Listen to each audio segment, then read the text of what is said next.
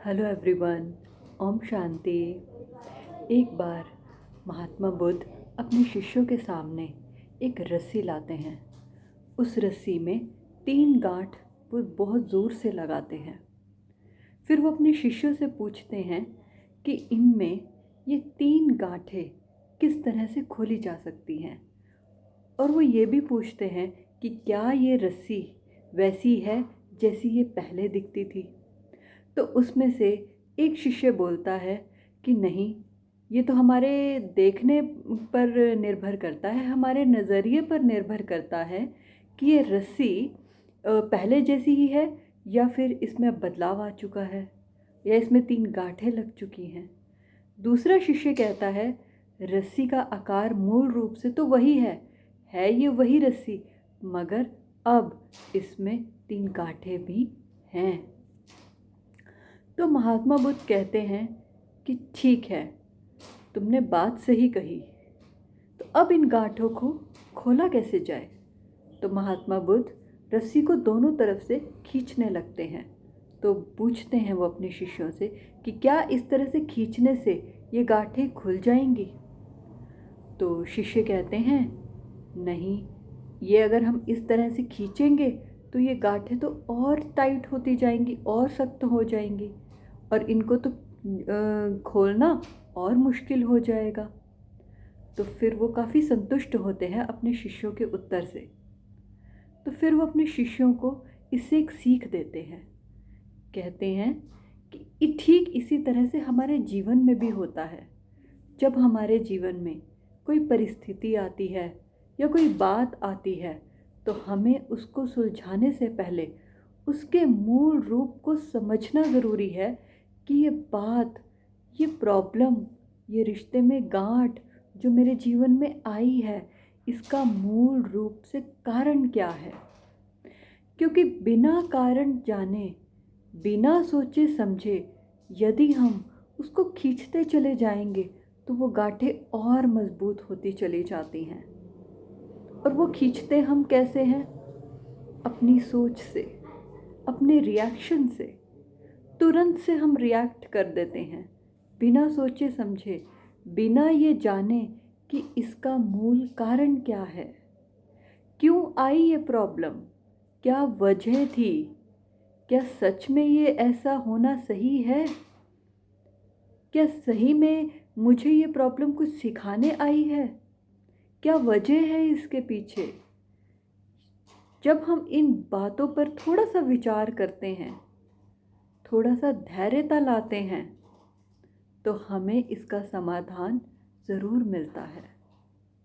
क्योंकि हम रिएक्ट करने से बच जाते हैं, गांठों को और मजबूत करने से बच जाते हैं। वो गांठें हम कैसे और मजबूत करते हैं? देखा, ये तो है ही ऐसे, इनकी तो आदत ही ऐसी है, मुझे तो पहले से ही पता था ये ऐसे करेंगे, इनका नेचर ही यही है, ये रिश्ता तो है ही ऐसा, इस रिश्ते में तो ऐसा होता ही है। इन सब बातों की वजह से हम उन रस्सी की गांठों को और मजबूत करते चले जाते हैं। लेकिन परमात्मा एक बहुत सुंदर बात बताते, ये श्री कृष्ण जी ने भी गीता में बताया था, तत् सत है, यानी जैसा है, जो जैसा है वैसा ही है। हमारे सामने जीवन में जैसा आता है वैसा ही हमें स्वीकार करना होता है। क्योंकि जब तक हम उसे प्यार से स्वीकार नहीं करेंगे, तब तक हमें हमारी समस्याओं का समाधान नहीं मिल सकता। तब तक हम इन्हीं बातों में ही उलझे रहेंगे, मेरे साथ ऐसा क्यों?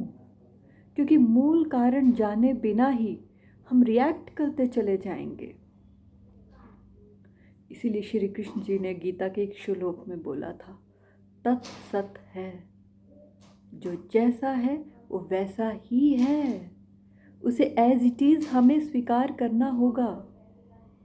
और जब हम ये सीख लेते हैं, ये समझ लेते हैं कि हमें इस परिस्थिति को एज इट इज़ स्वीकार करना है, प्यार से स्वीकार करना है, समझना है ये प्रॉब्लम क्यों आई, इसके पीछे कारण क्या है, क्या वजह है इस समस्या का, क्या वजह है कि मेरे इस रिश्ते में ऐसी गांठें आई?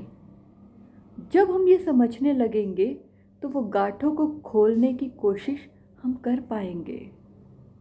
क्योंकि जब तक हम समझेंगे ही नहीं, समझने की कोशिश ही नहीं करेंगे, बदलाव लाने की कोशिश ही नहीं करेंगे, तो वो गांठें और मजबूत होती चली जाएंगी।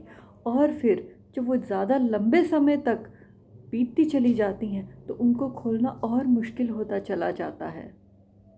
लेकिन ये संभव है कि हम अपने रिस्पॉन्ड से, रिएक्शन से नहीं, रिस्पॉन्ड से हम अपनी समस्याओं का समाधान बहुत ही आसानी से निकाल सकते हैं, मगर रिस्पॉन्ड से, नॉट रिएक्शन। और रिस्पॉन्ड जब हम करते हैं तो हमारे अंदर धैर्यता आती है, सरलता आती है, सोचने समझने की शक्ति बढ़ती है, निर्णय करने की शक्ति बढ़ती है, परखने की शक्ति बढ़ती है। कई सारी शक्तियाँ हम में आने लगती हैं।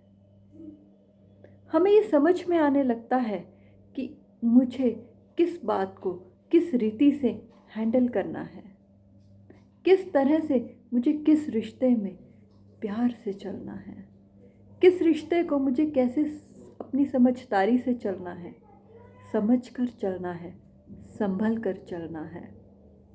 और जब हम ये सीख जाएंगे ना, रिस्पॉन्ड करना हर रिश्ते को, हर समस्या को, तो हमारे लिए सॉल्यूशन निकालना बहुत ही आसान हो जाएगा।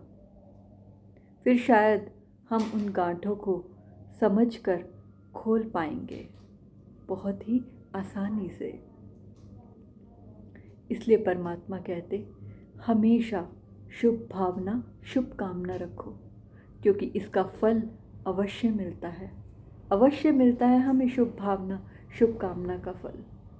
परमात्मा यूँ ही नहीं कहते, और वो झूठ कभी बोलते नहीं, क्योंकि वही है एक जिनकी बातों में संपूर्ण सत्यता है, क्योंकि वही तो एक सत्य हैं, रचयिता हैं, सच हैं, ट्रुथ है, गॉड इज़ ट्रुथ। इसीलिए कोई भी बात आए, रिएक्शन नहीं, रिस्पॉन्ड। क्योंकि ये जैसे ही कोई परिस्थिति आती है, अचानक से किसी का व्यवहार हमें गलत लगता है, किसी रिश्ते में धोखा मिलता है, हम रिएक्ट करने लग जाते हैं। जैसे अभी मैं रिएक्ट करूँगी, चूटी मारी, this is my reaction. It's okay, कोई बात नहीं। हर्ट हुआ है, पेन हुआ है, इससे पहले भी होता था। लेकिन यदि हम रिस्पॉन्ड करेंगे, बहुत सी अपनी प्रॉब्लम को आने से बचा पाएंगे, क्योंकि हम अपने को समझना सीख जाएंगे, सामने वाले को समझना सीख जाएंगे। तब हमें इसका उत्तर भी मिल जाएगा, मेरे साथ ऐसा क्यों। तो इसलिए हर परिस्थिति में जैसी भी आए, उसे एज इट इज़ पहले स्वीकार करें, क्योंकि जैसे ही हम स्वीकार करते हैं, स्वीकार करने के साथ साथ, एक्सेप्टेंस के साथ साथ ही हमें समस्या का समाधान नज़र आने लगता है। लेकिन वो तब नज़र आता है जब हम अपने अंदर में पॉजिटिविटी को बरकरार रखते हैं, रिस्पॉन्ड करते हैं, स्टेबल रहते हैं। यदि मन में घृणा भाव होगा, ईर्ष्या होगी, गुस्सा होगा, नफ़रत होगी, तो ये गांठें और मज़बूत होती चली जाएंगी, और ज़्यादा मज़बूत होती चली जाएंगी, और फिर तो शायद इनको कभी खोलना असंभव होगा, पॉसिबल होगा ही नहीं। इसलिए किसी भी बात का, समस्या का समाधान निकालने से पहले हमेशा अपने में स्टेबल रहें, अपनी स्टेबिलिटी को अपने अंदर में लाएं, और फिर उस समस्या के बारे में विचार करें। सफलता ज़रूर मिलती है। परमात्मा कहते कि जो अपनी स्टेबिलिटी में रहता है, जो धैर्यता में रहता है, उसको उसका फल ज़रूर मिलता है, ज़रूर मिलता है। सदा हंसते रहें, खुश रहें, स्टेबल रहें, और भगवान के साथ रहे। उसका साथ आपको सदा मिलता रहे, यही मेरी शुभकामना, शुभ भावना है। ओम शांति।